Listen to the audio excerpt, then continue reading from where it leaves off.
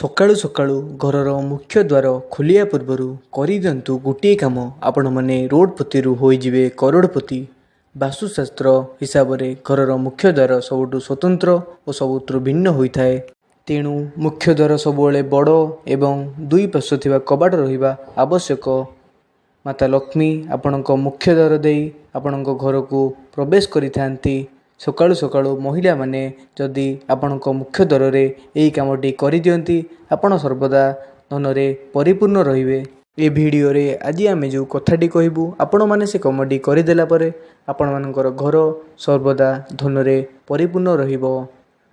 ସକାଳୁ ଶୋଇକି ଉଠିଲା ମାତ୍ରେ ଘରର ମହିଳାମାନେ ମୁଖ୍ୟ ଦ୍ୱାରରେ ପାଣି ଟିକେ ଢାଳି ଦେବା ଉଚିତ। ଗଙ୍ଗା ଜଳ ହେଲେ ବି ବହୁତ ଉତ୍ତମ ରହିବ। ନଚେତ୍ ରାତିରେ ଶୋଇବା ପୂର୍ବରୁ ଠାକୁର ପୂଜା କରୁଥିବା ଲୁଟାରେ ପାଣି ଭର୍ତ୍ତି କରି ରଖିଦିଅନ୍ତୁ।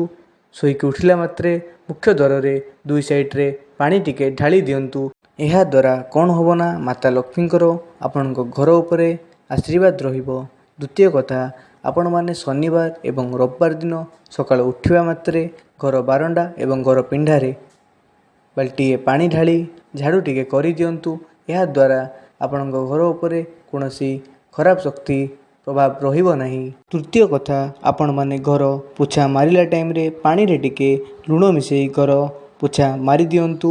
ଆଉ ଗୋଟେ କଥା ମନେ ରଖିଥିବେ, ଗୁରୁବାର ଦିନ ପୋଛା ମାରିଲା ଟାଇମ୍ରେ ଲୁଣରେ ଟିକେ ହଳଦୀ ମିଶାଇ ପୋଛା ମାରିବା ଦ୍ୱାରା ଆପଣଙ୍କର ବାସ୍ତୁ ଠିକ୍ ରହିଥାଏ ଏବଂ ବୃହସ୍ପତି ମଜବୁତ ରହିଥାଏ। ଚତୁର୍ଥ କଥା, ଆପଣମାନେ ଆମ୍ବପତ୍ର ହାର କରି ଘରର ମୁଖ୍ୟ ଦ୍ୱାର ଆଗରେ ଟାଙ୍ଗି ଦିଅନ୍ତୁ। ପ୍ରତି ସୋମବାର ବଦଳାଇ ଦେବେ। ଏହାଦ୍ୱାରା ଆପଣଙ୍କ ଘରର ସ୍ୱାସ୍ଥ୍ୟ ସମସ୍ୟା ଦେଖାଯିବ ନାହିଁ। ପଞ୍ଚମ କଥା, ଆପଣମାନଙ୍କ ଘରର କୌଣସି କାନ୍ଥ କିମ୍ବା ଯେକୌଣସି ସ୍ଥାନରେ ଝରଣା ବୋହିଯାଉଥିବାର ଫଟୋ ଯଦି ଥାଏ ତ ଆପଣ ସାବଧାନ ହୋଇଯାଆନ୍ତୁ। ଏହାଦ୍ୱାରା ଆପଣମାନଙ୍କର ଘରର ଧନ ଝରଣା ପରି ବୋହି ବୋହି ଚାଲିଥାଏ। ସେଥିଲାଗି ଝରଣା ଫଟୋକୁ ଆପଣମାନଙ୍କ ଘରରୁ ଦୂରେଇ ରଖନ୍ତୁ।